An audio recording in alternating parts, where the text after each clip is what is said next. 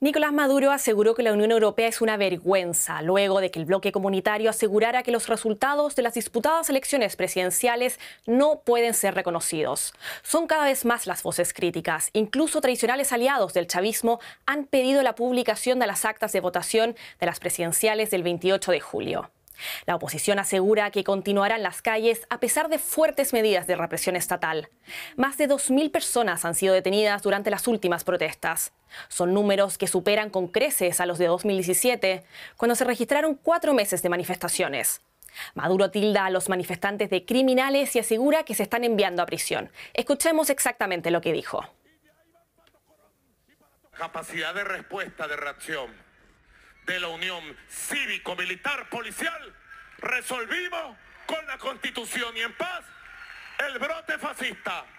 Tenemos 2.000 presos capturados y de ahí van para Tocorón y para Tocuyito. Máximo castigo. Justicia.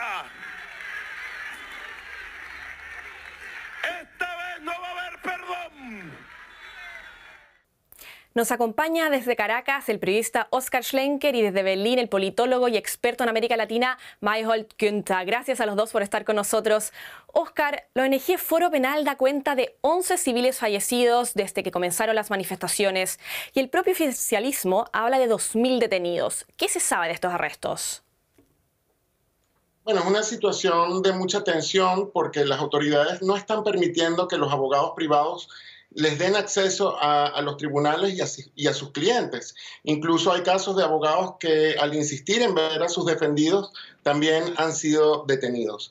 Ahora, Nicolás Maduro ha dicho que prepara 2 cárceles de máxima seguridad, Tocorón y Tocuyito. Recordemos que estas prisiones habían estado bajo el control de bandas criminales hasta el año pasado, que fueron recuperadas por el Estado.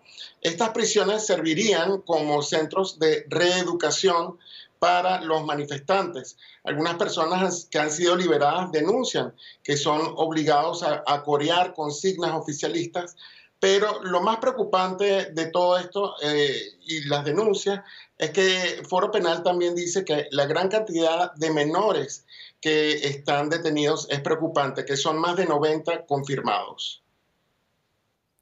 Señor Mayholt, me gustaría que analicemos la conducta de la oposición, pero antes de eso escuchemos unas declaraciones de Nicolás Maduro y continuamos con la conversación.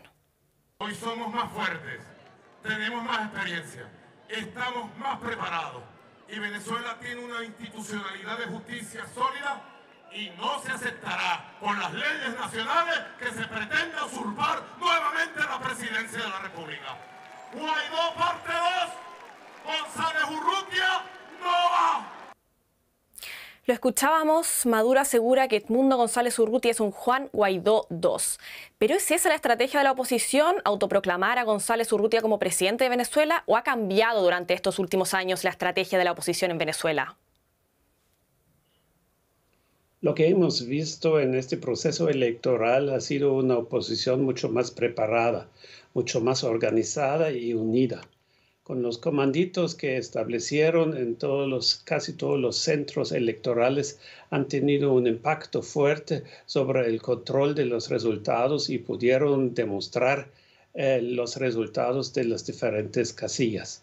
Lo que está por ver es hasta dónde alcanza el poder de la oposición frente a la institucionalidad, frente al bloque que el mismo Maduro ha definido la unión cívico-militar-policíaco, que es una definición totalmente nueva desde su boca y que deja muy claro ver hacia dónde va, hacia una represión en base a los poderes que tienen las diferentes fuerzas de seguridad. En este sentido, es una cuestión abierta cómo va a proseguir el asunto, y solamente hay que hacer todos los esfuerzos para que no haya demasiada violencia y especialmente no haya víctimas entre los opositores. Óscar, vuelvo contigo, que estás allá en Caracas. Son cada vez más países que reconocen a Edmundo González Urrutia como presidente de Venezuela. ¿Cómo percibes el ambiente en las calles de Caracas? ¿Ves alguna similitud con la situación en enero de 2019, cuando Juan Guaidó se autoproclamó presidente? Bueno, el ambiente ahorita es de mucha frustración y miedo pero sigue habiendo un grado de esperanza. La estrategia de la oposición con Juan Guaidó en 2019 apuntaba a que se realizaran unas elecciones libres al final, y eso nunca se logró. En esta oportunidad la oposición jugó siguiendo todas las reglas y obstáculos que impulsó la administración de Nicolás Maduro. Ahora, al no mostrar los resultados, las autoridades obligan nuevamente a que la comunidad internacional tome posiciones cuestionando a las instituciones del país. Esto resulta sumamente frustrante para toda la población, no solo para los opositores, porque estamos en un limbo que solo permite alargar el tiempo para que el gobierno cierre sus filas y se prepare para una defensa. Maduro asegura estar dispuesto a todo y parece no querer ceder ante la presión internacional. Señor Maysholt, ¿cómo evalúa personalmente esta situación? ¿Qué se puede esperar en los siguientes días? ¿Cree que el Consejo Nacional Electoral publicará esas actas? Según las informaciones que uno puede acceder, hay muchas sospechas que se está tratando de fabricar resultados electorales y las papeletas que se necesitan para ello. Es decir, estamos ante una situación de que la oposición presentó sus documentos y que la parte oficial no es capaz hasta ahora de hacerlo. Sin embargo, hay que ver muy claro que hay una diferencia muy marcada con la situación de Guaidó hace algunos años, porque hemos visto que hasta en los barrios que antes controlaba el chavismo, ha habido muchas movilizaciones de la oposición, es decir, se han ampliado los circuitos donde la oposición tiene presencia, y esto es un factor que hay que tomar como un elemento activo para la estrategia futura de la oposición, siempre dependiendo de la fuerza represora que vaya a emplear el gobierno. Oscar, tras las masivas manifestaciones del pasado sábado, el domingo pareció ser bastante tranquilo en Venezuela. Según nos comentaban en nuestros informativos del fin de semana, la gente tiene miedo, ya que la policía y los servicios de inteligencia están de cacería en la calle con la llamada Operación Tuntún. ¿Nos puedes contar algo más al respecto? ¿En qué consiste? Sí, así llaman coloquialmente las fuerzas de seguridad del Estado a los mecanismos que utilizan para buscar a personas en sus casas que sospechan de cometer algún delito o de ser manifestantes, y que se viene aplicando desde las protestas del 2017. Así se han llevado miles de jóvenes que ven en las redes sociales o que han sido denunciados por algunos vecinos. Cualquier pista que pueda incriminar a una persona, van y lo buscan a su casa, y así se ha podido registrar en varios videos subidos a las redes sociales. Para analistas y criminólogos, estos operativos son una práctica para intimidar a la población, porque además se hace de manera muy visible, es ruidosa, por eso el tum-tum, tocar la puerta que todos escuchen. Los arrestos ocurren entre llantos de los familiares y crea una escena dramática que logra intimidar a las comunidades. Señor Maysholt, me gustaría que hablemos de la respuesta internacional. ¿En qué se ha diferenciado la respuesta de la comunidad internacional con la de elecciones pasadas en el país caribeño? Pues en esta situación tenemos un panorama internacional bastante diferente, porque recordemos que se hizo un esfuerzo muy unido del llamado Grupo de Lima, donde se trataba de unir todos los gobiernos desde Canadá hasta Chile.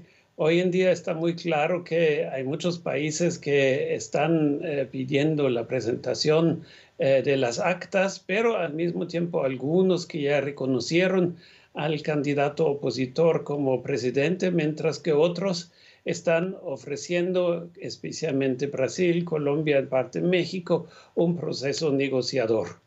Y ahí está un elemento innovador, llamámosle por el momento así, es decir, una posibilidad que podrían darse dinámicas diferentes a lo que hemos visto la última vez, que era un cerco diplomático riguroso, y ahora se tratan de abrir una cierta ventana donde muchos ponen una esperanza que podría iniciarse una negociación aún en dificultades y con muchas resistencias por parte del gobierno venezolano.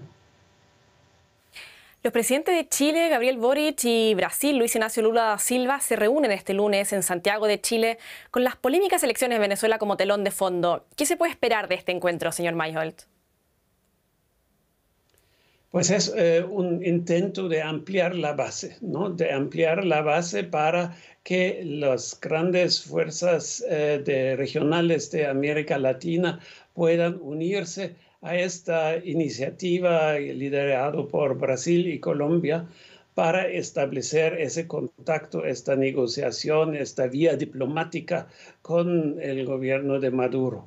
La vía está en una situación difícil porque de hecho lo que se escucha es que Venezuela insiste que solamente van a hablar con Eduardo Gutiérrez, pero no con María Corina Machado, que se quiere excluir de este proceso, lo cual genera lógicamente un mayor problema para la oposición de mantenerse con una voz unida, y habrá que ver si encuentran mecanismos institucionales para lograr la unidad y mantenerla como lo han practicado hasta ahora.